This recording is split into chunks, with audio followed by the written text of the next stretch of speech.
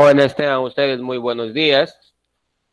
En la presente semana hablaremos sobre la conquista del imperio de los incas y la resistencia de los incas. ¿Ya? A este tema también se le conoce como la conquista del Tahuantinsuyo, ¿ya? Esta conquista del Tahuantinsuyo es el proceso histórico de anexión y destrucción del imperio incaico al imperio español, ocurrido entre los años de 1532 a 1572. La conquista del imperio inca ya se inició con la llegada de Francisco Pizarro y sus huestes al Tahuantinsuyo en el año de 1532. Dicho acontecimiento va a marcar un inicio de gran transformación en las formas de vida de los pobladores de los Andes. Dentro de el presente tema hay algunos antecedentes que para que ustedes entiendan mucho mejor. Y el primer antecedente es en cuanto a la capitulación de Burgos, ¿ya? Profesor, ¿qué es la capitulación de Burgos? Es la primera división política de tierra firme en el continente americano, realizada por la corona española. ¿Qué quiere decir? Que la corona española hace una división política ya en el continente americano, hace una división y lo va a dividir en dos gobernaciones. ¿Ya? La primera gobernación del Castillo de Oro y la segunda gobernación de Nueva Andalucía. La gobernación Castilla de Oro ya abarca las costas de Costa Rica y Panamá, y su primer gobernador fue Diego de Nicuesa, ¿ya? Quien va a fundar el Fortín de Athos, ¿ya? Posteriormente, esta ciudad de Panamá se convertiría en el punto de partida para las futuras conquistas o expediciones hacia el Tahuantinsuyo. La segunda gobernación, ya la gobernación de Nueva Andalucía, abarcó las costas de Colombia y Venezuela, y su primer gobernador fue Alonso de Ojeda, quien va a fundar el Fortín de San Sebastián. Siguiendo con los antecedentes, ya se escuchaba, ya había noticias de que existía el Perú, ¿ya? Con el descubrimiento del Océano Pacífico en el año de 1513 por Blasco Núñez de Balboa, ¿ya? Esta noticia se va a empezar a extender hacia el norte, es decir, hacia Panamá, contando de que existe al sur de Panamá, existe un lugar donde abundaba el oro, ¿ya? Y se dice que dicha información llega a oídos, ¿no?, de los españoles, gracias al hijo de Panquiaco, o diré por Panquiaco, que era el hijo del cacique Comagre. Ya llegan las noticias. Otro antecedente aquí es que Pedro Arias Dávila, más conocido como Pedrarias, él era el gobernador de Panamá, él apoya las expediciones hacia el Tahuantinsuyo. Y como último antecedente, tenemos de que Pascual de Andagoya va a iniciar una expedición para hallar ese Tahuantinsuyo, pero dicha expedición fracasó. Y a dicha expedición va a fracasar. Luego ya se dan los viajes de Pizarro, los 3 viajes de Pizarro, ¿ya? Pero dichos viajes, ¿ya?, fueron costeados por una empresa privada, empresa de Levante, ¿ya? Esta empresa, en el año de 1526, ¿ya?, la conformaban Francisco Pizarro González, Diego de Almagro y el padre Hernando de Luque, ya, a quienes se les conoce como los socios de la conquista, ¿ya? Estos 3 formaban en un primer momento esta empresa de Levante, ¿ya? En dicho pacto, cuando se firma, fue firmado en Panamá, a Francisco Pizarro se le atribuye el líder y capitán de la embarcación de dicha expedición. A Diego de Almagro se le asigna, o es el encargado de la logística alimenticia y pertrechos militares, y Hernando de Luque, que era el clérigo, es aquella persona que va a gestionar el apoyo económico, ¿ya? Más adelante, del licenciado Gaspar de Espinosa, ¿ya? Quien va a dar un apoyo económico, que lo vamos a ir viendo en el transcurso de la explicación. Muy bien. Como ya les mencionaba, dicho invasión al Tahuantinsuyo se da a través de 3 viajes. El primer viaje, también conocido como viaje de exploración. Al segundo viaje también se le conoce como viaje de descubrimiento. Y el tercer viaje, viaje de invasión. El primer viaje se realizó entre los años de 1524 a 1525. El segundo viaje se realizó entre 1526 y 1528. Y el tercer y último viaje se realizó entre 1531 a 1533. Muy bien. El primer viaje, ¿ya? Se realizó en el año de 1524, ¿ya? En un navío llamado Santiago. En un navío llamado Santiago, pero este viaje de acá, hay que ir recordando más o menos que hay diferentes fechas, ¿ya? Hay diferentes fechas de la partida, pero por eso es que yo les voy a proponer solamente el año, para que no se confunda. Este viaje, vuelvo a repetir, sale en el año de 1524 y dura aproximadamente hasta los primeros meses del año de 1525. Como ya les había mencionado, a este primer viaje se le llama el viaje de la exploración. ¿Y viaje de la exploración por qué, profesor? Porque en este primer viaje no se descubre absolutamente nada. ¿Ya? No se descubre absolutamente nada y solamente se va a explorar, se va a recorrer o conocer las zonas que quizás ya antes había sido recorrido por otros expedicionarios, como por ejemplo Pascual de Andagoya.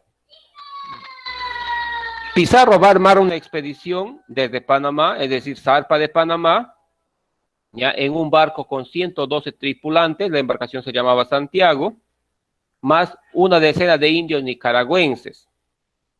También cuenta una crónica de que Pizarro en este viaje lleva consigo 4 perros dogos, ¿ya? Perros de caza, lógicamente, entrenados para someter a los indígenas que se encontraban en esta parte del continente. El itinerario en este primer viaje es el siguiente: salen de Panamá, pasan por la isla de las Perlas, llegan a Puerto Piña, siguen avanzando hasta el Puerto del Hambre, luego al Puerto de la Candelaria, posteriormente al Pueblo Quemado, y luego se trasladan al río San Juan, de donde van a regresar a Chochama, ¿ya? Quien desde allí vuelven a Panamá a planificar el segundo viaje. Como hechos trascendentales con respecto a este primer viaje, es sabido de que Pizarro llegaría al fortín del Cacique de las Piedras, donde él sostiene un combate con el cacique y es herido, motivo por el cual Pizarro decide regresar hacia Panamá. En ese recorrido que Pizarro hace de regresar a Panamá, se cruza con Diego de Almagro, ¿ya? Y Almagro coincidentemente llega al mismo lugar donde Pizarro había sido herido, ¿ya? Y es ahí donde Almagro también es tomado de sorpresa, y a causa de ese combate, Almagro pierde un ojo, ¿ya? Narra la historia que le cae una flecha en el ojo y le vacía la vista, ¿ya? A causa de este acontecimiento, Almagro, molesto, indignado, hace de que incendien todo ese lugar y rebautiza ese nombre al Fortín de las Piedras, lo va a rebautizar como Pueblo Quemado. En resumen, en cuanto al itinerario, el primer viaje, como ya les mencionaba, parte de Panamá en el año de 1524, llegan a la isla Las Perlas y cuenta la historia que con respecto a esta isla de las Piedras, ¿ya?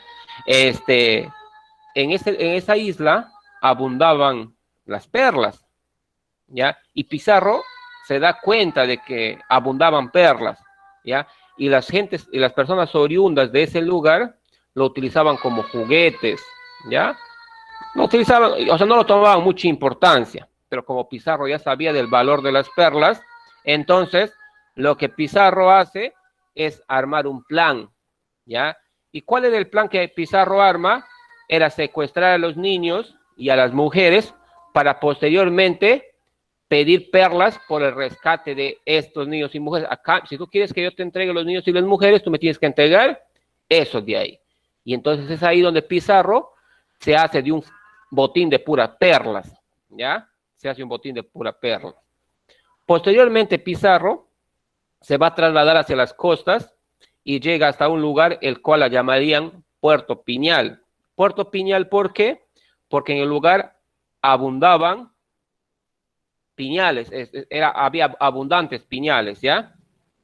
Y es aquí donde Pizarro se da cuenta de que le faltaban víveres, le faltaban refuerzos, y entonces da la orden aquí a Almagro, regrese al norte, es decir, regrese a Panamá, y traiga estos refuerzos y víveres que le faltaban. Mientras Almagro regresaba, Pizarro decide adelantarse hacia el sur, llegando a un lugar llamado el Puerto del Hambre. Puerto del Hambre, ¿por qué, profesor? Porque no existía nada, no había que comer. Y cuenta la historia de que en ese lugar perdieron la vida aproximadamente 27 soldados españoles por falta de alimento, ¿ya?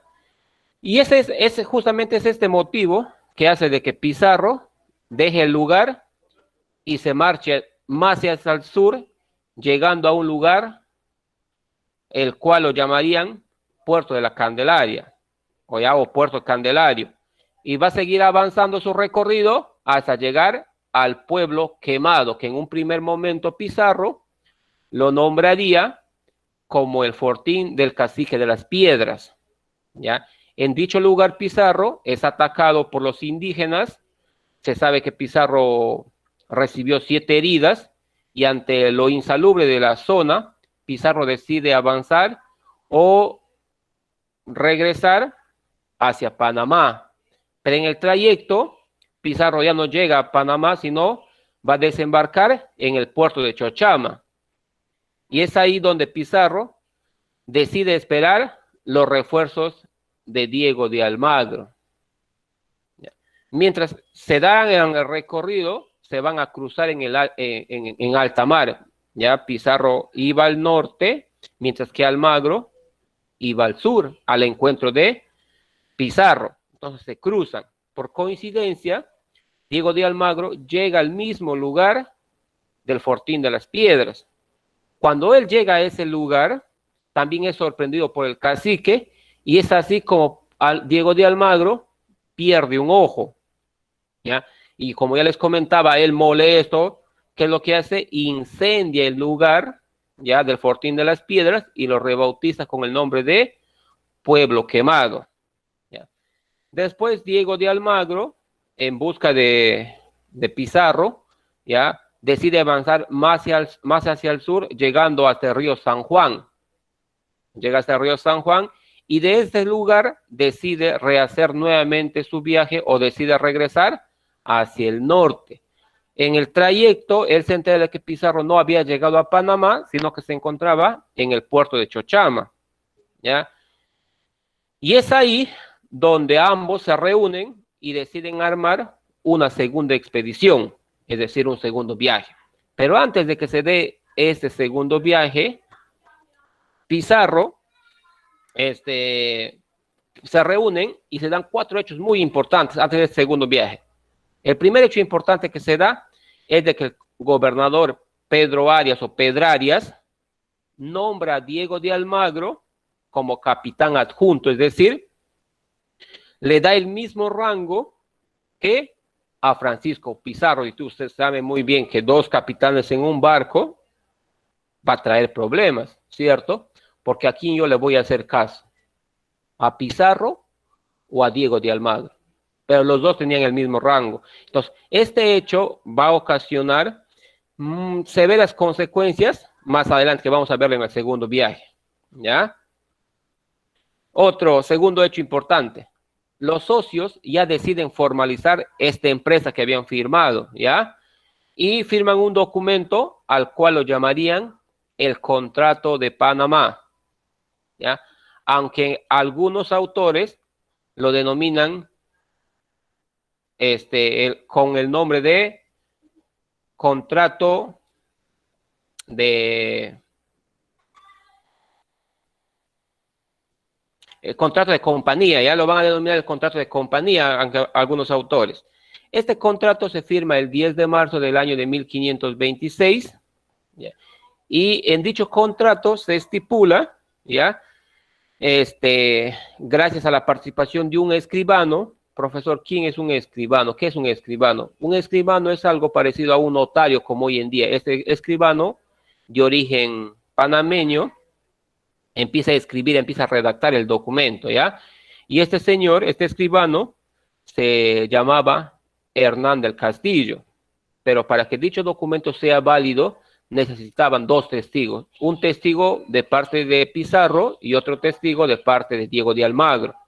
El testigo que firmó a favor de Pizarro se llamaba Juan de Panes, y el testigo que firma a favor de Diego de Almagro se llama Álvaro de Quiro, se llamaba Álvaro de Quiro, ¿ya? Tercer hecho importante, Luque va a recibir, o Hernando de Luque va a recibir el apoyo de 20,000 pesos en oro de parte del licenciado Gaspar de Espinosa, ¿ya? ¿Para qué? Para que les pudiese sustentar el segundo viaje. Entonces, Hernando de Luque hace llegar dicho aporte a Pizarro y Almagro para la segunda expedición. Y es así como el licenciado Gaspar de Espinosa se convertiría en el cuarto socio de esta empresa. Se va a convertir en el cuarto socio de esta empresa. Cuarto y último hecho relevante antes de emprender el segundo viaje. La monarquía española se entera de los desmanes que se hacía en América, o que hacía en América el gobernador Pedrarias. Entonces, la corona española decide cambiar a este gobernador, ¿ya? Y va a nombrar otro gobernador con todos los poderes plenipotenciarios, es decir, le da la orden que vaya a ese lugar y capture a Pedrarias y lo ejecute, ¿ya? Entonces, y este gobernador nuevo es de nombre Pedro de los Ríos, pero dicho gobernador no llegaría solo a Panamá, sino que llegaría acompañada o acompañado de su esposa Catalina Saavedra. Y esta señora Catalina Saavedra, en el segundo viaje nos vamos a dar cuenta que juega un rol muy importante. Ya juega un rol importante en este segundo viaje. Y es así como se da inicio al segundo viaje, ¿ya? Al segundo viaje de Francisco Pizarro. Este segundo viaje se lleva a cabo entre los años 1526 a 1527, y este viaje, a diferencia del primero, el primero no nos olvidemos que fue llamado el viaje de exploración, a este segundo viaje se le va a llamar el viaje de descubrimiento.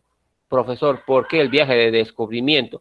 Porque en este segundo viaje Pizarro ya descubre la primera ciudad inca, la cual él la va a llamar la Nueva Valencia de la Mar del Sur, que hoy en día corresponde a la región Tumbes.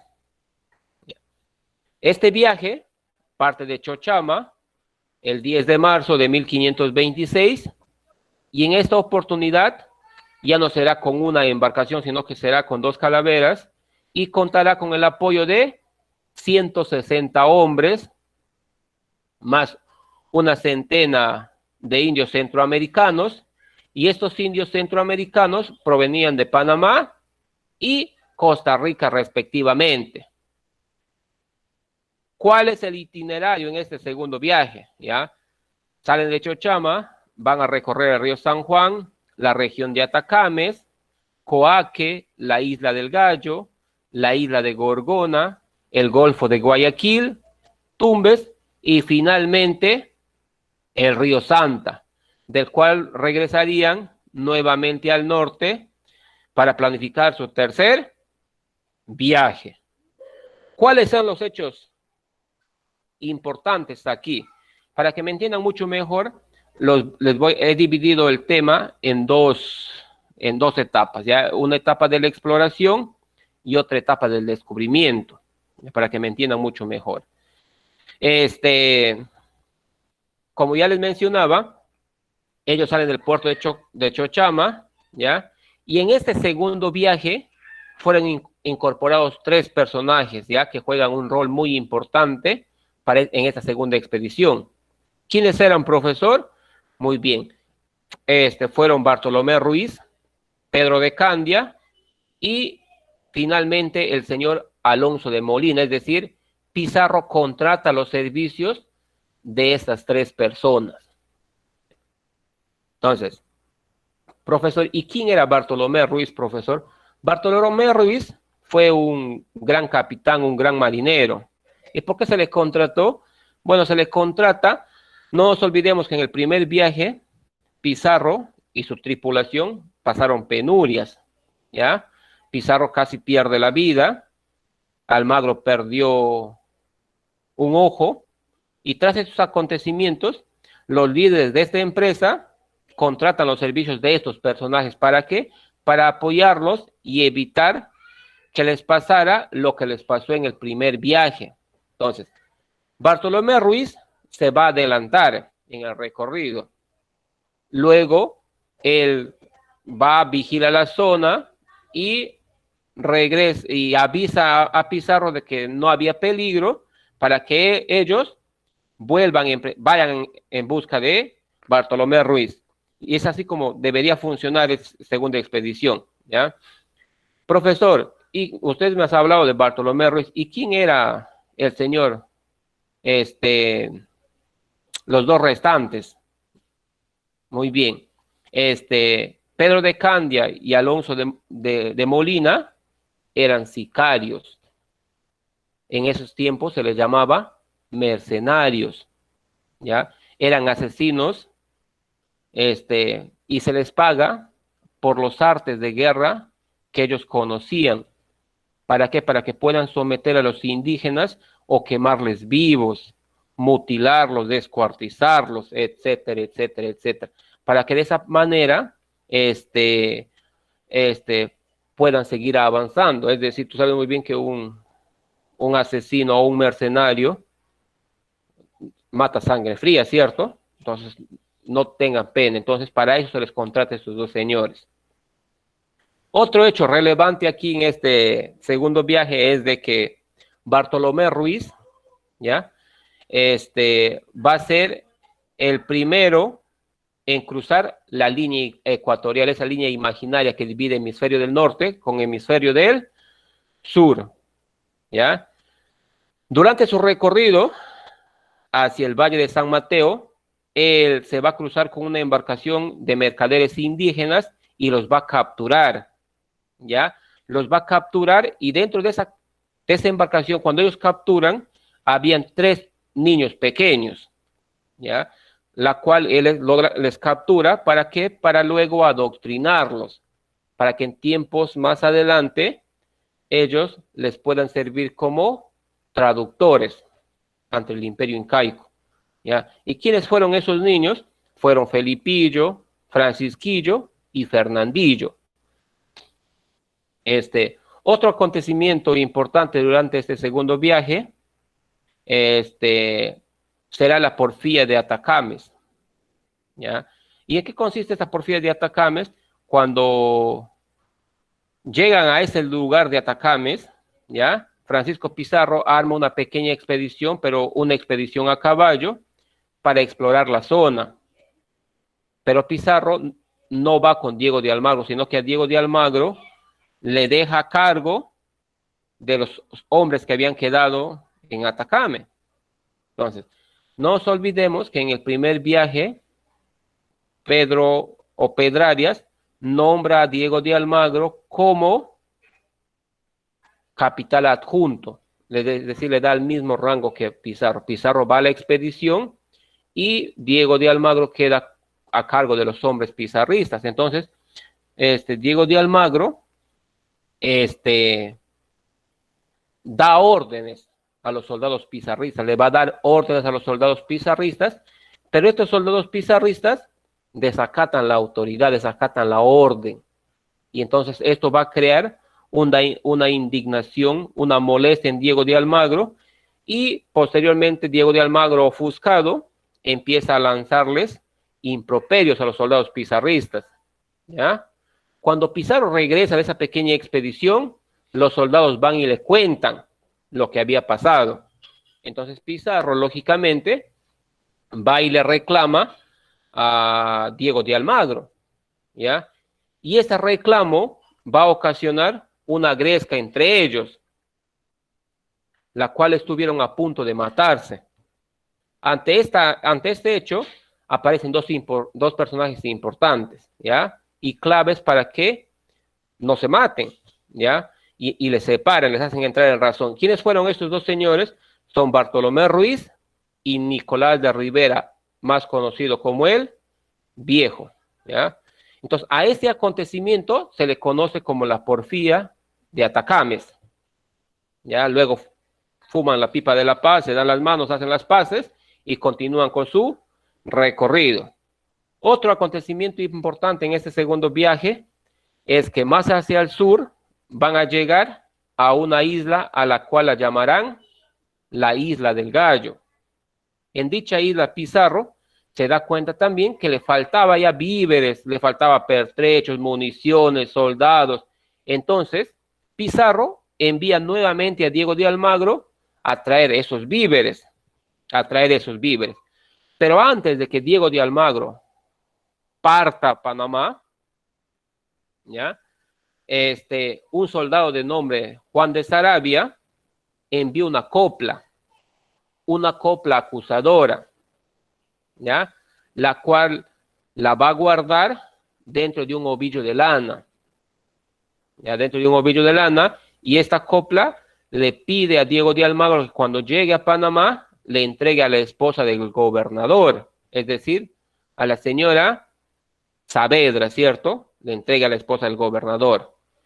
Entonces, pero antes de eso, él escribe esta copla y la copla decía lo siguiente: pues, señor gobernador, miradlo bien por entero, que allá va el recogedor y acá queda el carnicero, ¿ya? Y cuando Diego de Almagro llega a Panamá, busca a la esposa del gobernador de Ríos y le entrega el ovillo de lana como obsequio.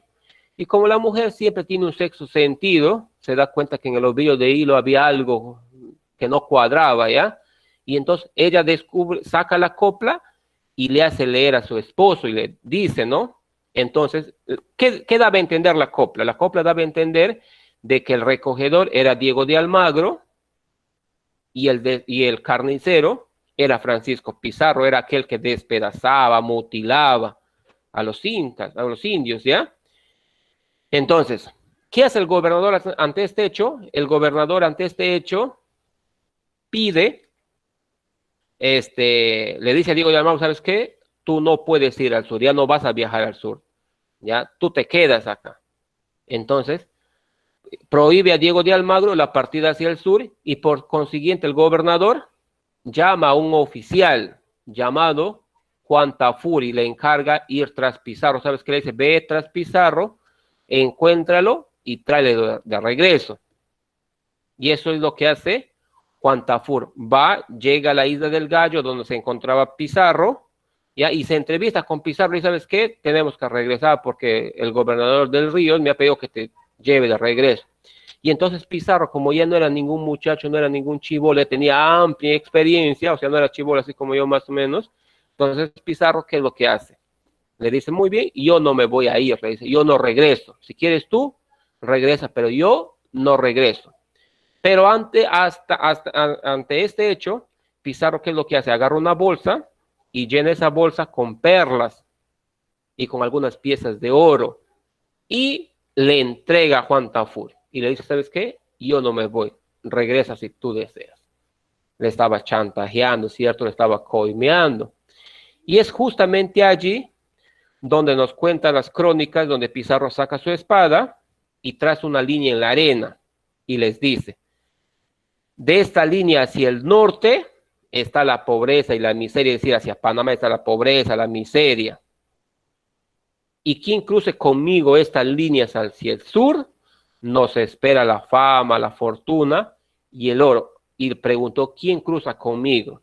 Entonces, lograron cruzar o cruzaron la línea solamente 13 soldados españoles y 2 esclavos negros.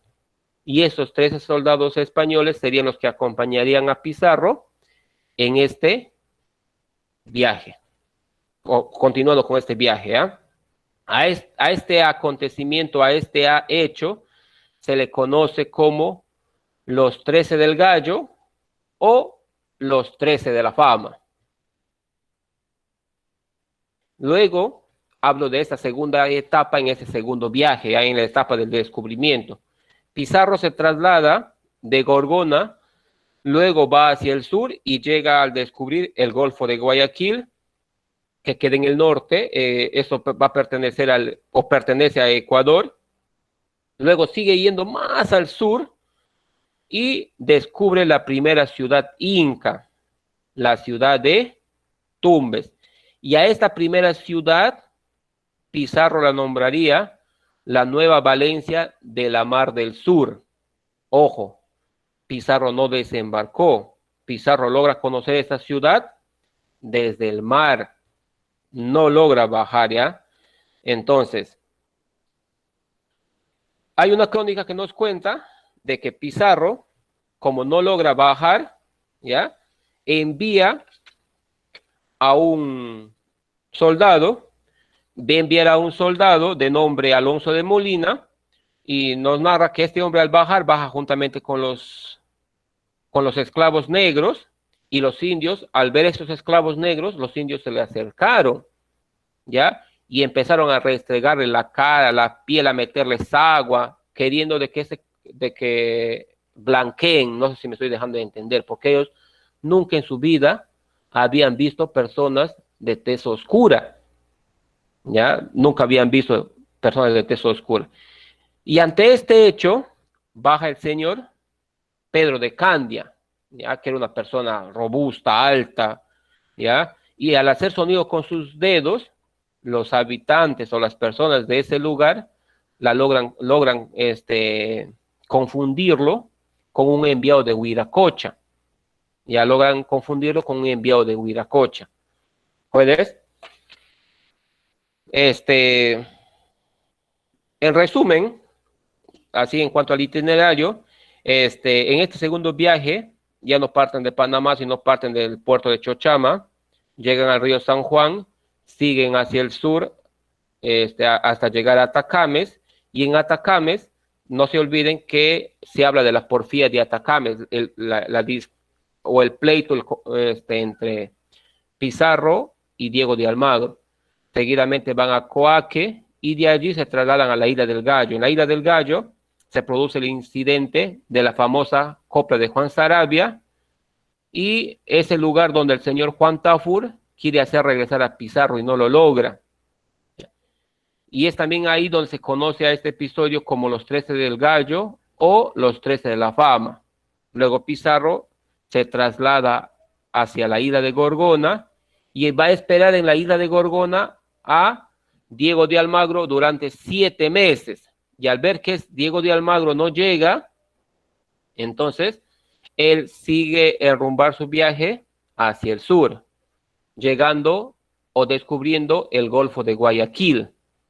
Luego sigue más hacia el sur y descubre la primera ciudad inca, hoy en día, Tumbes, ¿ya? Pero no nos olvidemos que Pizarro la llamaría la Nueva Valencia de la Mar del Sur. Y de ahí sigue hacia el sur y describe el río, va a descubrir el río más caudaloso de la costa peruana, aquel río que nace en la Cordillera Blanca, cruza el Callejón de Huaylas, crea el famoso Cañón del Pato y desemboca en el mar peruano, el río Santa, ¿ya? El río Santa. Y de allí Pizarro se da cuenta que le faltaba víveres, pertrechos, soldados, municiones, y decide regresar al norte para planificar su tercer viaje, ¿ya? Pero no nos olvidemos que Diego de Almagro no puede llegar a Pizarro. ¿Por qué? Porque había sido prohibido viajar hacia el sur, ¿ya? Entonces, a raíz de esto, lo que Pizarro va a hacer es viajar a España, ¿ya? Viajar a España. Entonces, ahí se le conoce a la famosa capitulación de Toledo. Y aquí estamos hablando de la capitulación de Toledo. Recordemos, para ir recordando, que después del segundo viaje, el gobernador prohíbe la salida a Francisco Pizarro hacia el sur, ¿ya? ¿Por qué? Por los diferentes desmanes de las huestes españoles que daban en nuestro país por las atrocidades que cometían, ¿ya? Ante este hecho, los socios de la invasión, Francisco Pizarro, Diego de Almagro, Hernando de Luque y el licenciado Gaspar de Espinosa, se reúnen, ¿ya? Y deciden nombrar a Francisco Pizarro como delegado y procurador para que este señor le represente ante la corona española, y ante la corte de la corona española, y de esa manera puedan negociar la invasión al Tahuantinsuyo. Y es por eso que Francisco Pizarro arma una expedición y va a viajar a España, pero no viaja solo, sino que viaja acompañado del señor, ¿cómo se llama el señor, al sicario que le contrataron? A Pedro de ver quién me Candia. dice. Y a Pedro, se llama el señor Pedro, le llevan al señor Pedro de Candia. ¿Pero por qué? La pregunta es, ¿pero por qué no acompañó Diego de Almagro a Pizarro en ese viaje si él era su mano derecha? Porque Diego de Almagro es el mismo quien se opone a viajar juntamente a Pizarro. ¿Y por qué se opone? Porque él consideraba de que no tenía muy buenos modales. Y otro hecho es porque este señor no tenía un ojo, ¿ya? Entonces dice, no me puedo presentar así, pues, ante la corte, ¿cierto? Entonces, si yo me presento así, de repente nos va a jugar en contra, mejor ve con Pedro de Candia, ¿ya? El documento de la capitulación de Toledo, es un documento en el cual se va a legalizar institucionalmente la invasión española al imperio de los incas. En eso consiste la capitulación de Toledo, ¿ya? En dicha capitulación se dan dos atribuciones, ¿ya? O se estipula lo siguiente. Primero, conquistar y poblar el Perú en una extensión de 200 leguas al sur del río Santiago, conocido hoy como el río Tempula, que queda actualmente en el Ecuador. Desde ese lugar, contando 200 leguas, llega hasta Chincha, es decir, todos esos 200 leguas, ¿ya? Deberían ser conquistadas por Pizarro. Segundo, Francisco Pizarro recibe los títulos de gobernador, capitán general, adelantado, alguacil, mayor e hidalgo. ¿Gobernador de qué, profe? ¿Qué iba a gobernar Pizarro? Nueva Castilla. ¿Y cuál es Nueva Castilla, profesor? Nueva Castilla es lo que ya les he mencionado, desde el río Santiago hasta Chincha. A eso se le conoce como Nueva Castilla. Al mismo tiempo, a Francisco Pizarro se le dan algunas atribuciones, como por ejemplo, de encomendar indios y fundar ciudades. Por eso que a Francisco Pizarro se le conoce como el primer encomenderos. Pero también en esta capitulación se le atribuye algunos derechos a la corona española. Ojo, no todo era para los que van a emprender el tercer viaje, sino también había algunos derechos a la corona española. ¿Y cuáles eran estos derechos? El primero era el quinto real, es decir, de las ganancias que se obtuviera aquí en América, el quinto real le pertenecía a la corona española. Segundo, que las conquistas que se hicieran siempre se deberían hacer en nombre de la corona española. Tercero, que la intervención de la Iglesia Católica. Profesor, pero ¿por qué la Iglesia Católica? No nos olvidemos que los españoles son cristianos y la religión que predomina es la religión católica, porque la religión católica era la que se encargaba de adoctrinar, evangelizar o transculturalizar a los indígenas, y como cuarto derecho, la fundación de ciudades, ¿ya? La fundación de ciudades. ¿Qué otros hechos vemos aquí? Ya que Luque fue proclamado obispo de Tumbes y protector de los indios. ¿Qué más? Los 13 del Gallo fueron proclamados hidalgos, caballeros de la espuela dorada, es decir, algunos de esos 13 ya eran hidalgos, entonces no se les podía dar dos veces el mismo título, sino que a ellos ya se les denominó caballeros de la espuela dorada, ¿ya?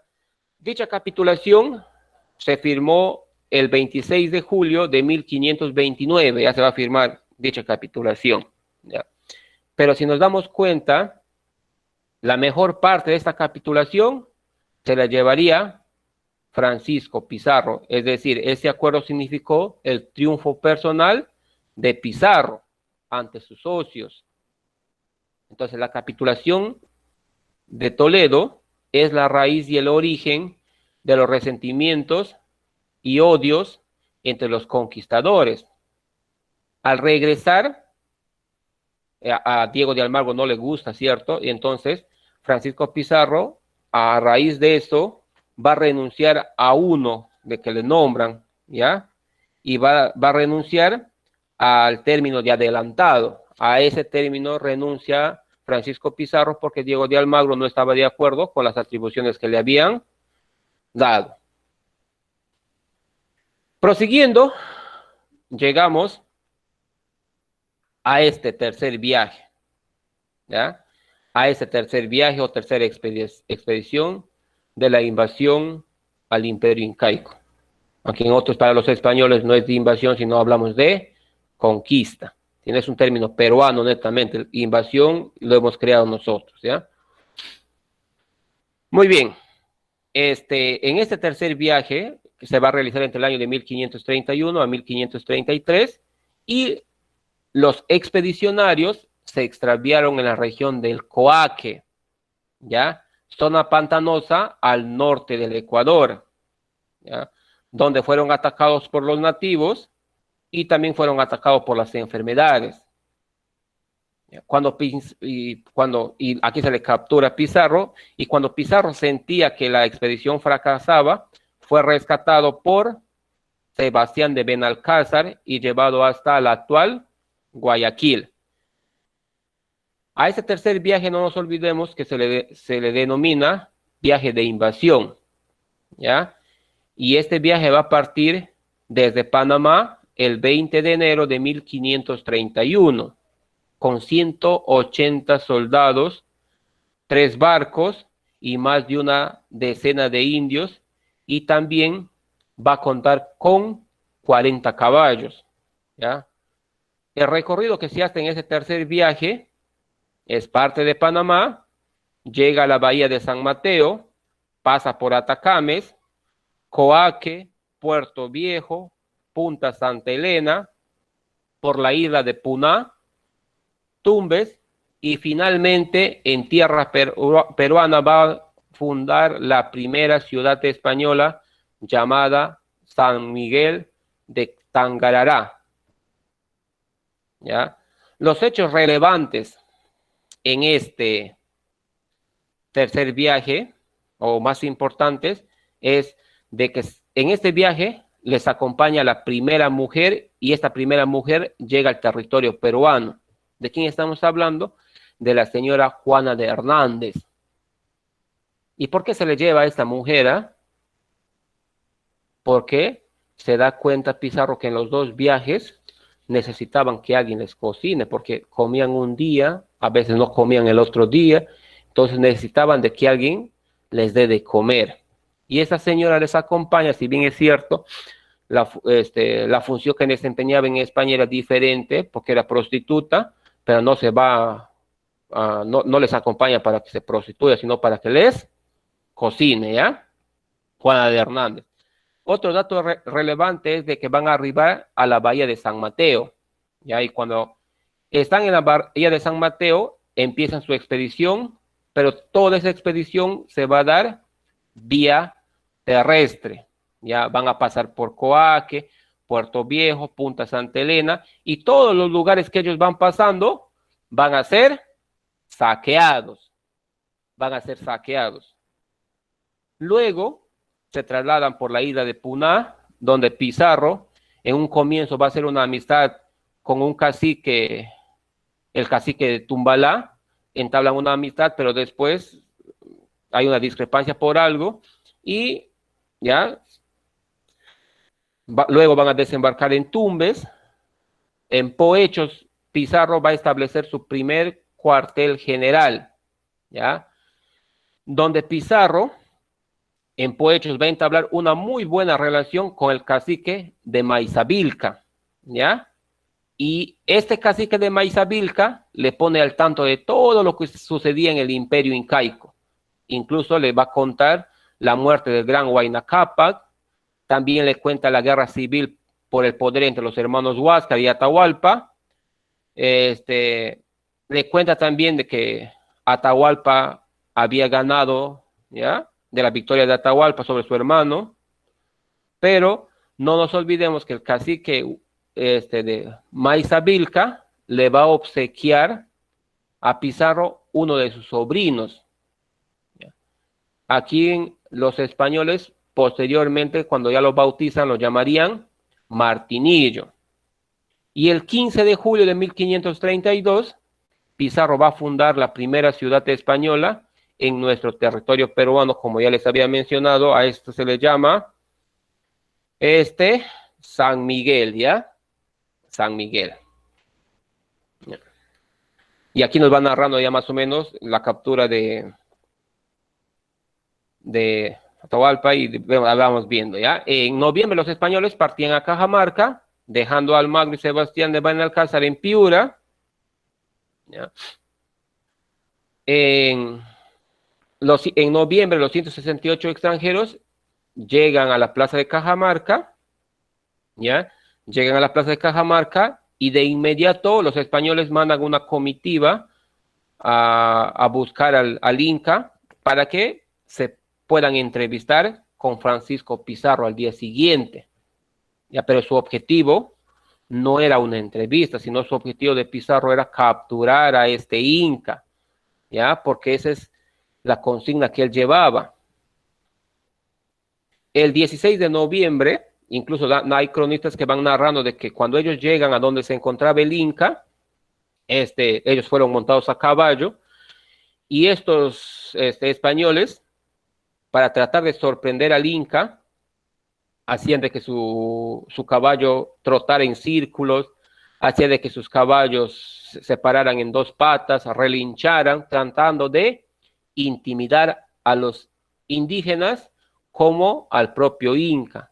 Pero tal fue la sorpresa de estos españoles, que el Inca Atahualpa ni siquiera se inmutaba, ¿no? Es decir, no se intimidaba.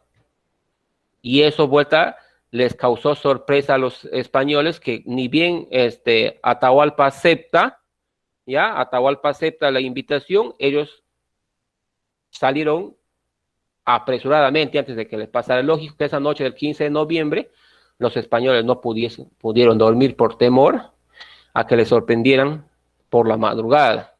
El 16 de noviembre del año de 1532, Atahualpa marcha hacia la plaza, ¿ya?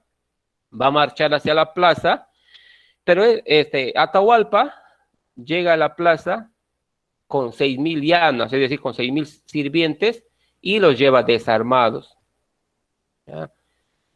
Entonces, cuando él llega a la plaza, va a su encuentro el fraile Valverde, quien le va a alcanzar la Biblia, ¿ya?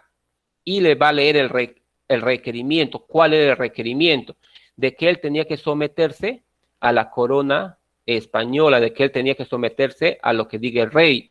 Y entonces el Inca le dice, ¿y dónde está el rey? ¿Ya? ¿Y dónde está el rey? Le dice. Pero eso se quiere traducido por el sobrino Martincillo, ese sobrino que le habían dado de obsequio a Francisco Pizarro, era el traductor, ¿ya? ¿Y dónde está el rey? Cuando él pregunta, el fraile le dice, el rey está representado en esta Biblia, le dice, y le entrega. Y entonces el Inca Atahualpa agarra la Biblia, lo empieza a poner en el oído porque él pensaba de que estaba dentro. Ya empieza a oler y él piensa de que se estaban burlando de él. A raíz de eso, Atahualpa tira la Biblia por el suelo. Y es ahí donde el fraile grita, Santiago, Santiago, cristianos a ellos, que yo los absuelvo. Es decir, que ataquen, maten, porque van a matar en nombre de Dios y Él les va a perdonar en el nombre de Dios. Eso es lo que pasa en este hecho. Luego Pizarro es capturado, ¿ya? Pero el Inca Atahualpa ofrece rescate, ¿cierto? Le dice, yo te voy a dar 1/4 lleno de oro y 2/4 de plata, le dice. Entonces, los van y buscan el oro, mayormente ese oro venía de Cusco, pero no logran llenar el 1/4 de oro ni los 2/4 de plata, y es así como Atahualpa es ejecutado. Pero antes de que a Pizarro lo ejecuten, él dice, no, si yo muero, el que se va a quedar en el poder es mi hermano Huáscar, así que yo lo que tengo que hacer es mandarle a matar a mi hermano. Y entonces él da la orden, van y matan a su hermano, le degollan la cabeza y le llevan la cabeza a la celda donde se encontraba Atahualpa. Y Atahualpa lo que hace es vertir en el cráneo líquido y bebérselo para dar a entender de que está por sobre su hermano. Más o menos van narrando las crónicas, ¿ya? Y luego, para que le puedan matar a Atahualpa, tiene que ser condenado, ¿ya? Tiene que ser condenado. Y entonces, si bien es cierto, había abogados, tuvo abogado Atahualpa, pero este abogado era español, lógicamente no iba a salir, es como el árbitro el día de ayer, ¿cierto? Jalaba agua para un molino, igualito pasa aquí. Ya le nombran de abogado a un español, lógico que no le iba a defender porque ya estaba armado, estaba planeado para que jueguen en su contra de Atahualpa, y se le acusa por polígamo, por heliólatra. Heliólatra es aquella persona que adora al sol, ¿ya? Por fratricida, porque logra matar a su hermano, por genocida, conspirador, etcétera, etcétera. Y es así como en el 26 de julio del año 1533, Atahualpa fue muerto, ¿ya? Causas que van a facilitar la caída de este imperio, ¿ya? Muchos de nosotros nos hacemos las siguientes preguntas, ¿de cómo es posible que 168 españoles pudieron traer abajo un sistema y en tan poco tiempo? ¿Cómo es posible que Pizarro pudo capturar a Atahualpa y matar a miles de indios en una sola tarde y con tan pocos hombres? Porque se narra de que en esa plaza murieron aproximadamente, en algunos autores lo denominan 5,000 indios. Otros cronistas hablan de 10,000 a 20,000 indios, por eso que en la plaza dice que era un mar de sangre, ¿ya? Pero los españoles señalan de que fueron apoyados por la Virgen María y por el apóstol Santiago, quien estaba presente en todas sus conquistas. Pero según ciertas investigaciones, hay algunas causas que van a facilitar la caída de este imperio, como por ejemplo el apoyo de las etnias regionales a favor de Pizarro. Es decir, la alianza que establece Pizarro con los Tarmas, los Tayanes, los Tumbes, los Huaylas, los Guanacas, etcétera, etcétera, ¿ya? Y además Pizarro en esta expedición contaba con una centena de indios o de indios y esclavos como auxiliares traídos de Centroamérica, ¿ya? Pero dichas etnias apoyaron a Pizarro porque había una leyenda que decía que el dios Huiracocha iba a salir del mar, ya que era la mitad de su cuerpo era humano y la parte de abajo era de un animal. Esta persona era de tez blanca, con barba, y entonces así como con los españoles llegaron, pues ¿cómo llegan los españoles? Los españoles son de tez blanca y llegaron salieron del mar y llegan montados en un caballo. Entonces ellos pensaban que la mitad de su cuerpo, lógico, eran, ¿no? Entonces a raíz de esto ellos apoyan a Pizarro. Más o menos van narrando las crónicas, ¿ya? La segunda causa es de que la guerra entre Huáscar y Atahualpa, es decir, la lucha interna por el poder que motivó a los huáscaristas a unirse a Pizarro en el afán de vengarse contra Atahualpa. Tercera causa, la inexistencia de un Estado consolidado, pues el Tahuantinsuyo tenía como realidad estatal apenas 94 años y aún así presentaba un Estado multiétnico y pluriculturista. Cuarta causa, la religiosidad andina, ¿ya? Que hizo suponer a muchos que los españoles eran huiracochas y que ordenarían las luchas por el poder cusqueño. Ese fanatismo religioso que muchas veces hace daño. Con eso no les estoy diciendo que no crean en Dios, ¿eh? Con eso lo que les estoy diciendo es de que no caigan en el fanatismo, ¿ya? No caigan en este fanatismo. Ustedes pueden creer en Dios, pero sin ser muy fanáticos, sin pensar de que Dios va a bajar del cielo y te va a sanar, te va a curar. No, Dios intercede a través de otras personas para sanar muchos males. Otro fanatismo que también nos hace daño es ser fanáticos de un equipo de fútbol, ¿ya? Pierde la alianza, pierde la U, rompo la ventana de mi vecino, chanco puertas, peleo con otra persona. Yo te pregunto, ¿qué culpa tiene la ventana de tu vecino que haya perdido tu equipo? Ellos pues han jugado, ¿no? Fanatismo hace daño, jóvenes. Entonces esta religiosidad andina juega un papel muy en contra, ¿ya? Porque hace suponer de que ellos eran enviados de los huiracochas. Y quinta causa, aunque menor, es el providencialismo de Pizarro, es decir, de que Pizarro se presenta como un enviado de los dioses para castigar al Inca usurpador. No nos olvidemos que Pizarro estaba muy al tanto de todo lo que pasaba, ¿ya? Por Maizabilca, porque Maizabilca era quien le contaba todas las cosas a Pizarro. Entonces él estaba enterado de todo lo que pasaba. Pero también hay algunos factores que van a contribuir dicha conquista. Primero, la superioridad tecnológica. ¿Qué quiere decir? Las armas que los españoles trajeron consigo. Los incas con lanzas hondas y los pizarros con armamento bélico, ya con armas, ¿ya? Otro es las enfermedades y epidemias, ¿ya?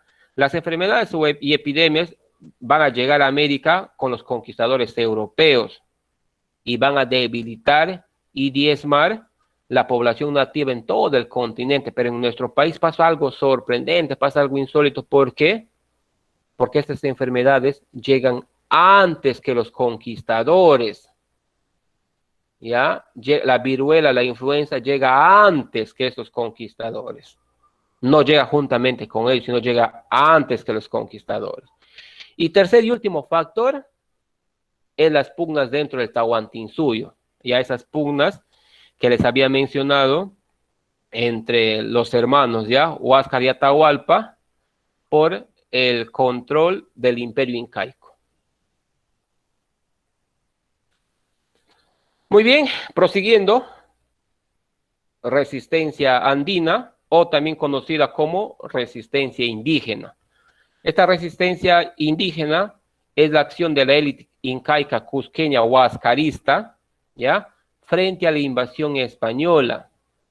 La resistencia incaica tiene o tuvo como objetivo recuperar el poder político, restaurar el imperio incaico y expulsar a los invasores españoles y castigar a las etnias indígenas aliadas a los invasores españoles, ¿ya? Y aquí se habla de los incas de Vilcabamba, y a los incas de Vilcabamba fueron 4 monarcas sucesores de Atahualpa, legítimos herederos de Huayna Cápac, que se enfrentaron al desmantelamiento del imperio inca por parte de los conquistadores españoles y sus aliados indígenas, ¿ya? Esta pugna, esta lucha duró alrededor de 40 años. Y cuando hablo de estos incas de Vilcabamba, me estoy refiriendo a estos 4 personajes. De Manco Inca Yupanqui, Zairi Tupac Yupanqui, Tito Cusi Yupanqui, Tupac Amaru.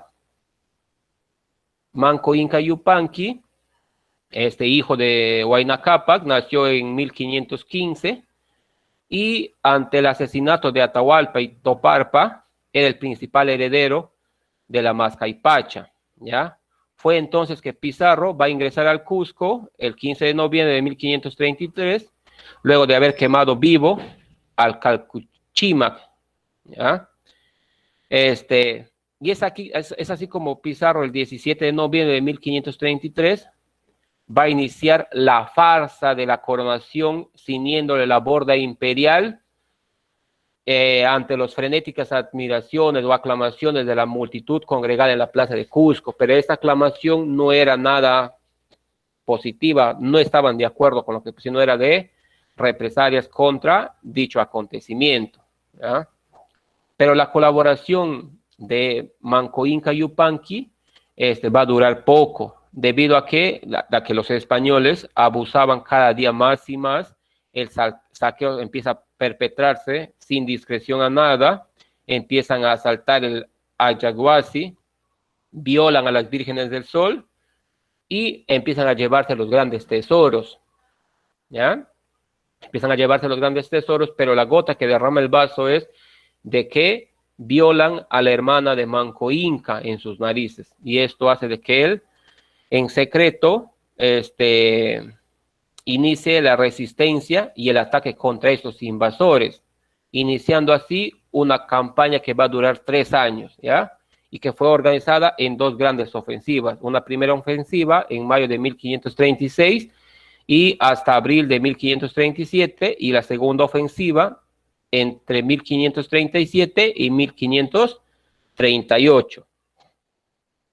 Manco Inca Yupanqui va a iniciar la resistencia de Vilcabamba, va a asediar las ciudades de Lima y Cusco, pero fue derrotado, y va a trasladar su rebelión solo a Vilcabamba. Ya ahí están los ataques de los que se menciona, primero a Cusco, ya a finales de abril de 1536, luego a Lima, avanzaron sobre Lima en 3 direcciones, duró poco ya que Cusi Yupanqui fue muerto, y luego viene Zaira Tupac Inca, ¿ya?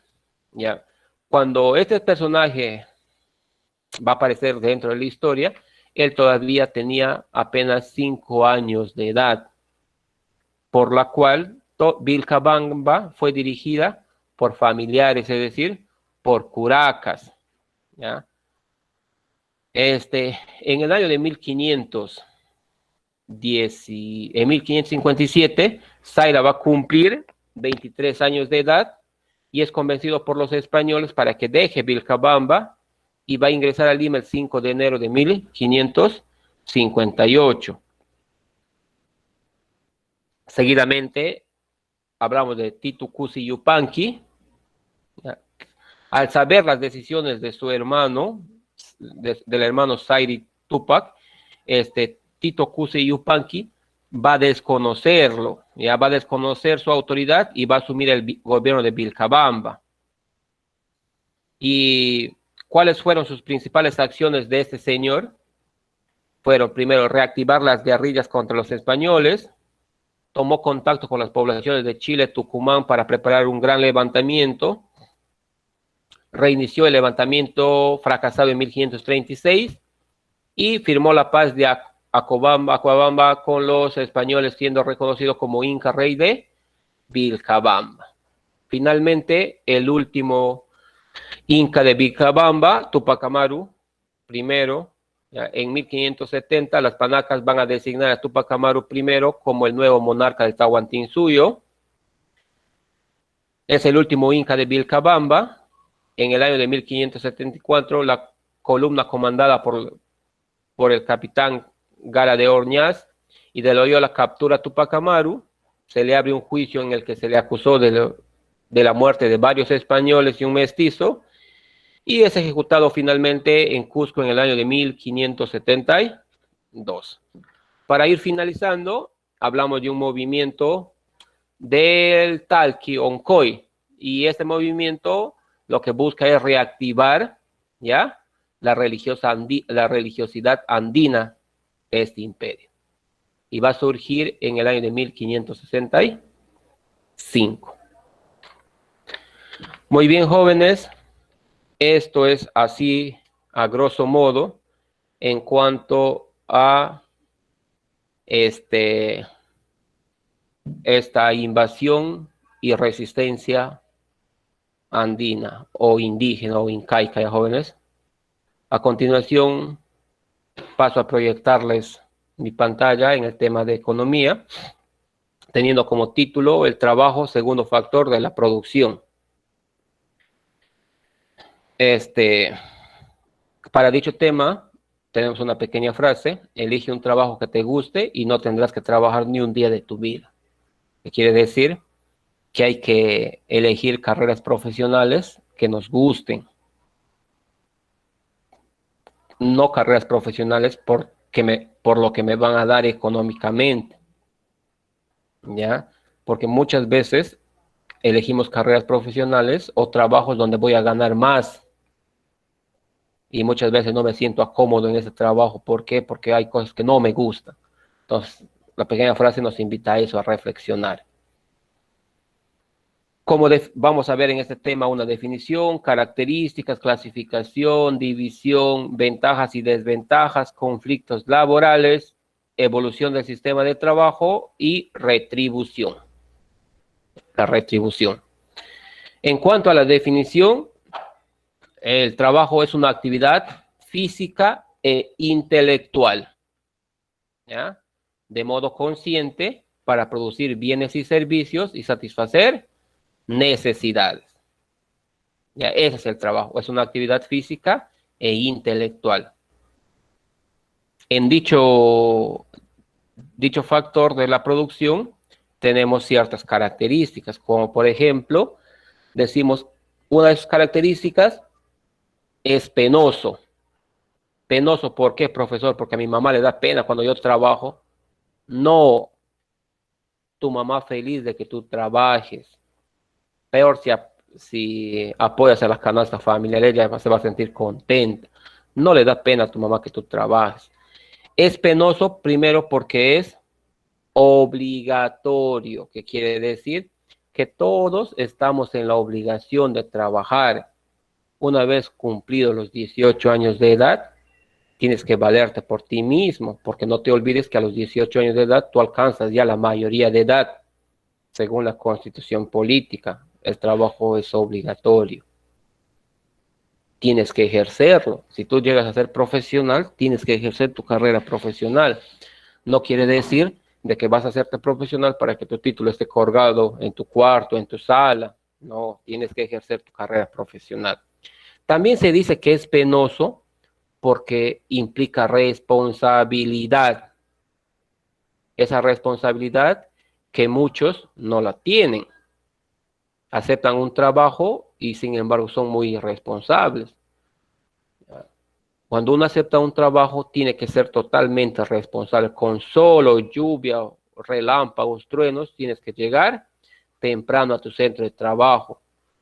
Con los problemas que se te vengan encima, tienes que cumplir con lo que se te han encomendado. ¿Por qué? Porque no te vayas a olvidar que hay jefes y jefes, que no te van a aceptar ni un pero, ¿ya? Otro, se dice que es penoso también porque es peligroso. Es peligroso porque en todo trabajo, ya sea físico o intelectual, corre riesgo. Muchas veces, ¿cuántos obreros tú conoces que han perdido un dedo, una mano, o han estado a punto de matarse trabajando? ¿Cuántos profesionales que tú conoces están en las cárceles? ¿Por qué? Porque han hecho mal un inventario, han hecho mal, no, se han dejado coimear, etcétera, etcétera, etcétera. Se dice que también es penoso porque es fatigoso. Lógico, todo trabajo agota, cansa. A mí me puede gustar explicar, me puede gustar enseñar, pero termino agotado, lógico, ¿no? Termino agotado porque por más que me guste, me agoto, ¿ya? Porque el ser humano no tiene pilas, es un ser de carne y hueso, por lo tanto, siente cansancio. Segunda característica, implica esfuerzo. ¿Qué quiere decir? En tu sentado, pues nadie te va a dar dinero. Tienes que moverte, tienes que realizar ciertas actividades, ya sean físicas o mentales, para que se considere trabajo. Profesor, entonces yo estudio todos los días, profesor, ¿estoy haciendo un trabajo? No, el estudio no es un trabajo. ¿Por qué, profesor? Pero quemo neuronas, profesor. ¿Te pagan por estudiar? No te pagan por estudiar.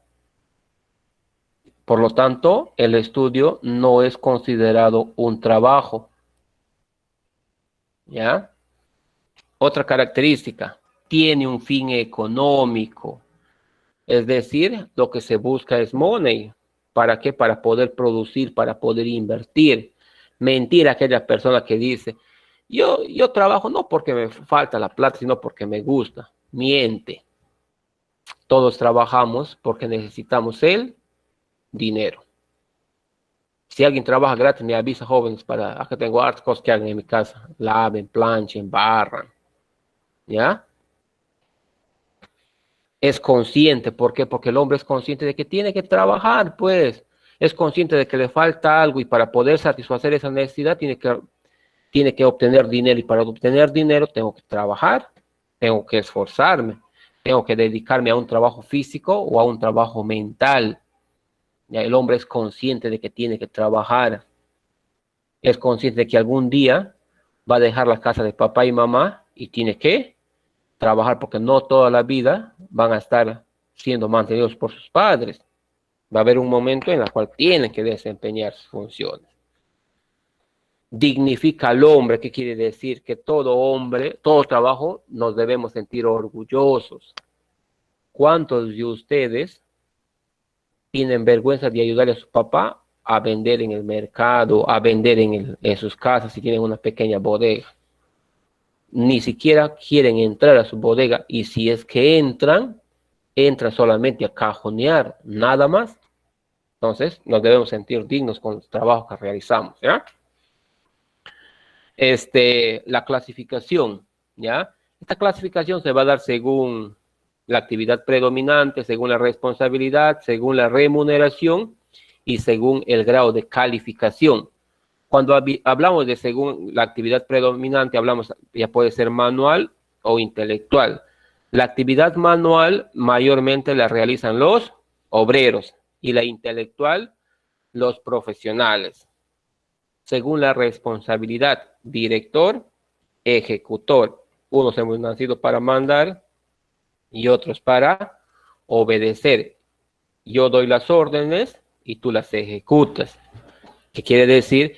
Que en toda entidad siempre hay alguien que dirige y siempre hay personas que ejecutan esas órdenes para que marche bien, porque si todos van a querer mandar, imagínate cómo estaría esa empresa. Va a pasar lo que pasó con Francisco Pizarro y Diego de Almagro, ¿cierto? Entonces, según la remuneración, hablamos de asalariado o esclavitud. Asalariado muchas veces es el sueldo, es el trabajo que te pagan muy bien, ¿sí? 5.000, 6.000, 7.000, 30.000 soles por ser ministros, ¿sí? Y esclavitud, tú aceptas un puesto de trabajo muchas veces por el sueldo mínimo legal, por los 930, y lo aceptas, ¿por qué? Porque necesitas el dinero, pues necesitas pagar de luz, necesitas pagar del agua, necesitas pagar, etcétera, etcétera, etcétera. Y según el grado de calificación, hablamos de trabajo simple y trabajo calificado. El trabajo simple es aquel trabajo que se ejerce sin haber pisado un centro de estudio superior. Por ejemplo, personal de servicio. Para que tú seas personal de servicio, ¿hay universidad que te enseñe cómo vas a barrer? No. Para que tú trabajes como ama de casa en un lugar, ¿ya? O trabajadoras del hogar, que suena mucho más bonito. ¿Hay alguna universidad que te enseña cómo vas a cocinar, cómo vas a planchar? Cómo? No. Tutoriales puede haber, ya, pero no es una universidad. ¿Estamos ahí? Calificados, trabajo calificado es aquel trabajo que tú estudias para ejercer esa profesión, por ejemplo, no, abogacía, ingeniería, estudias para que ejerzas dicha profesión. La división del trabajo consiste en la distribución de las actividades humanas entre distintas personas para la mejor ejecución de una obra. Y cuando hablamos de la división, hablamos de modalidades, de dos, a través por ocupación y dentro de cada ocupación. Cuando hablamos de por ocupación, hablamos en términos generales, es decir, cuando las personas se dedican a actividades por especialidades diversas. Ejemplo, agricultores, carpinteros, peluqueros, maestros, ingenieros, abogados, etcétera, etcétera, etcétera. Mientras que si hablamos de la modalidad dentro de cada ocupación, ya somos más específicos. Dentro del rubro de maestros o de docentes o de profesores, hablamos, él es profesor de inicial, ella es profesora de primaria, él es profesor de secundaria. Y si queremos especificar más, él es profesor de secundaria y dicta el área de matemática, él es de matemática, comunicación, ciencia y tecnología, él es de religión, él es de arte, EPT, educación física, inglés, etcétera, etcétera. En cuanto a los ingenieros, hay ingenieros que hablamos de ingenieros de minas, ingeniero civil, ingeniero agroindustrial, ingeniero agrónomo y de repente otros rubros más de ingenierías o especialidades en cuanto a ingenierías, ¿ya? Abogados, hay abogados criminalistas, internacionalistas, procesalistas, penalistas, médicos, médico cirujano, oncólogo, ginecólogo, pediatra, dentista, médico general, ocupación en forma general y dentro de cada ocupación en un término más específico, ¿ya? Ventajas y desventajas, profesor. ¿Tiene ventajas trabajar? Lógico. Tiene ventajas trabajar y tiene más ventajas que desventajas. Y dentro de las ventajas estamos ahorro de tiempo, energía y materia prima. Ahorro de tiempo.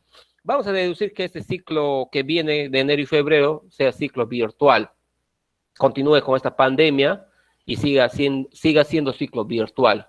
Muy bien. Y yo voy a seguir dictando el curso de economía e historia. Y lo que yo voy a hacer, voy a ahorrar tiempo. ¿Por qué? Porque ya no voy a hacer mis diapositivas. Ya no me voy a desvelar ya. ¿Sí o no? Mis diapositivas están hechas. ¿Voy a ahorrar energía? Sí, porque ya no voy a descansar mis 8 horas completas. ¿Voy a ahorrar materia prima? Sí, porque ya no voy a estar imprimiendo para estar leyendo. ¿Me dejo entender? Ya no voy a repasar, no voy a hacer nada. Entonces, una ventaja del trabajo. Segundo, mejoramiento del producto. Así como la Microsoft fue mejorando su producto, o los sistemas operativos de los celulares van actualizándose cada cierto tiempo el email, o EMUI creo que se llama, se va mejorando el producto porque se dan cuenta que tienen algunos errores, entonces se tiene que mejorar esos productos. Mayor producción, como ya conozco el trabajo que voy a realizar, voy a producir más, voy a tener mayor destreza y habilidad en el rubro que me estoy desempeñando. Por eso que en algunos países hay profesionales que solamente se dedican a hacer un rubro. Son carpinteros, muy bien, yo soy carpintero, pero solamente fabrico camas, solamente fabrico cómodas, solamente fabrico roperos, solamente hago puertas. me dejo entender, se desempeñan en un solo rubro, un solo cosa. Entonces va a tener mejor habilidad y destreza dicho trabajador. En cuanto a las desventajas, hablamos de la mecanización del trabajador. El ser humano ya no necesita pensar, está mecánicamente, sabe qué es lo que va a hacer. Y hoy en día, si te das cuenta, casi todo lo hacen las máquinas. Lo único que tú haces es ir a apretar un botón, nada más. Incapacidad para realizar otras actividades. Lógico, ¿ya? Lógico, porque si tú a un ingeniero que nunca, a ver, a un ingeniero civil, vamos a suponer, tú le pides que te arregle una mesa, te va a decir, yo nunca he hecho eso. ¿Por qué? Porque mi actividad, mi rubro no es de arreglar mesas, no es de arreglar sillas, es un carpintero. Por eso hay el dicho que dice zapatero a sus zapatos. Y como tercera y última desventaja, infantiliza tu mente, ¿ya? Debido a la repetición constante de la misma actividad, ya no pensamos, no razonamos, ¿ya? Y por las tareas simples que vamos a realizar. Los conflictos laborales son los desacuerdos que existen entre el trabajador y el empleador. Dentro de los principales conflictos laborales tenemos a la huelga, ya es una huelga, es decir, voy a parar de trabajar, no voy a trabajar, pero antes de una huelga hablamos de un paro, y los paros también se paralizan las actividades, y los paros son de 24, 48 y 72 horas. Los paros tienen un inicio y tienen un final. Las huelgas en su mayoría tienen un inicio, mas no tienen un final. Y dentro de estas huelgas hablamos de huelga de brazos caídos, que quiere decir que voy a mi centro de trabajo y no hago absolutamente nada, solamente marco mi entrada para que sepa que he llegado a trabajar, pero no hago absolutamente nada. Huelga de hambre, cuando los empleadores no me hacen caso, entro a una medida mucho más radical, es decir, a una huelga de hambre. ¿Y en qué consiste esta huelga de hambre? Esta huelga de hambre consiste en no beber, va a decir en no comer, en no ingerir ningún alimento. Profesor, entonces un gordito puede hacer huelga de hambre, no necesariamente, porque para que hagas huelga de hambre pasas por un examen médico. Segundo conflicto, boicot, es decir, hablar mal de los productos de dicha empresa, rajar, publicar en las redes sociales de que los productos de esa empresa son malos, son pésimos. Entonces, estoy haciendo un boicot contra esa empresa. Tercer conflicto, sabotaje, es decir, no me pagan, pues, dejo malograr sus computadoras, sus impresoras, su mobiliario, dejo malogrando los bienes de la empresa. Eso es sabotaje. Y por último, el lockout. Yo soy su empleador, yo soy el empresario, y no te olvides que todo empresario tiene ojos y oídos dentro de sus trabajadores, ¿ya? Y yo me entero de que ustedes, el día de mañana, van a hacer un sabotaje en mi empresa. Entonces, ¿qué es lo que yo voy a hacer? Ustedes vuelven tranquilos a su casa, pero yo lo que hago es cambiar las chapas de toditas las puertas que dan ingreso a mi empresa. Ustedes llegan al día siguiente a querer hacer ese sabotaje, a ver, entren pues. ¿Van a poder entrar? No, porque todas las chapas están cambiadas, ¿cierto? Yo me adelanto a lo que ustedes van a hacer. Ese es otro conflicto laboral. En cuanto a la evolución del trabajo, hablamos de una etapa colectiva. Hay que ver. Hablamos de una etapa colectiva,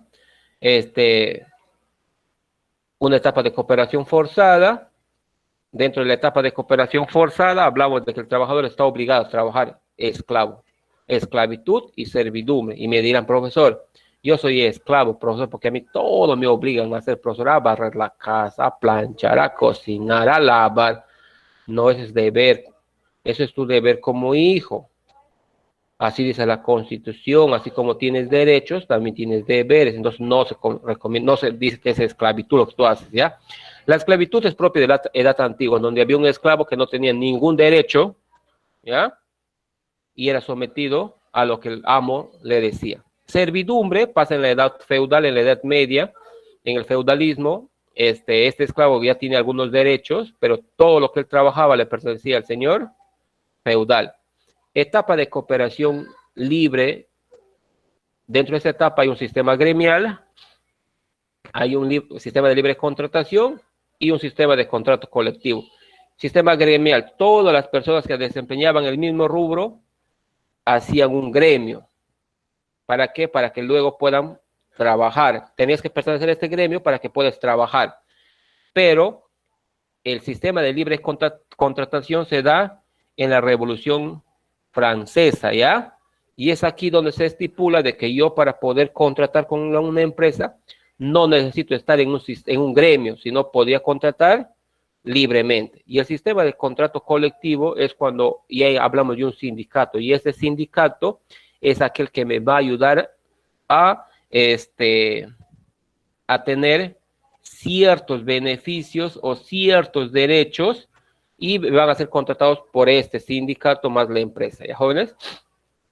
En cuanto a retribución o pagos o remuneración, hablamos de un jornal. El jornal es el pago que recibe un obrero diario. Yo necesito cultivar mi maizal y tengo una hectárea y contrato 10 personas.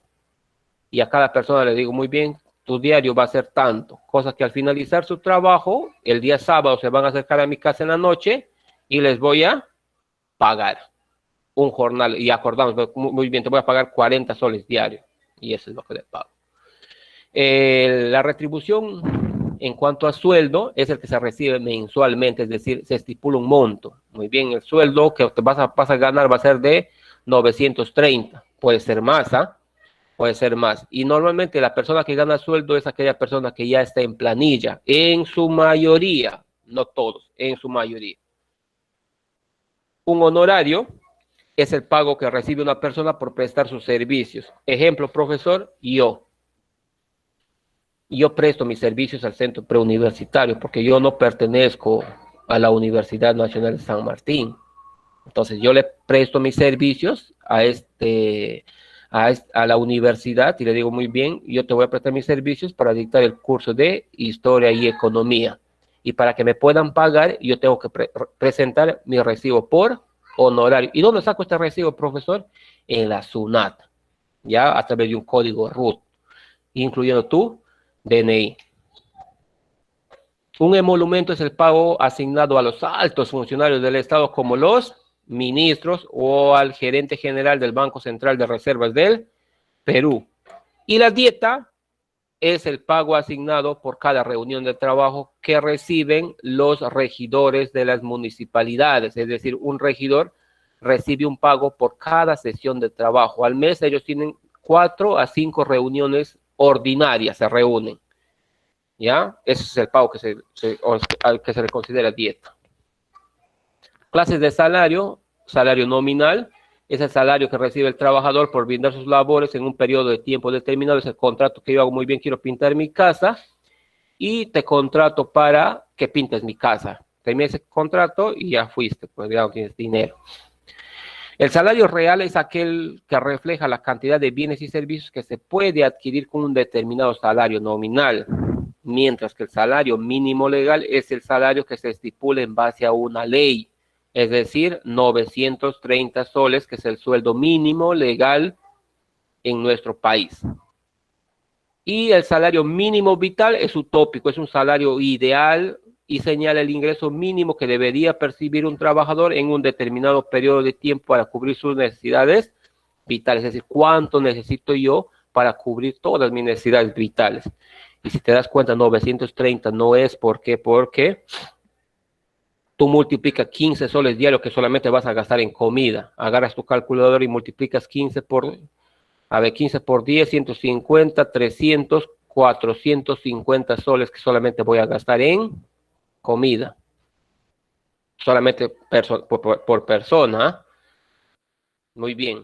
Vete a ver qué tienes que pagar. Servicios. Tienes que pagar tu celular. Ponle 50 soles. 500 soles. Ponle que tienes que pagar, si no eres de Tarapoto, tienes que pagar el alquiler de tu cuarto, que no sé cuánto estará, 200 soles, ponle. Son 700 soles. 700 soles. Aparte, ponle tus pasajes todos los días a tu centro de trabajo. ¿Te va a alcanzar 930? No, profesor, me va a faltar.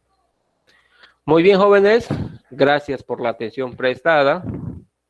Deseándoles hayan logrado atender el día de hoy.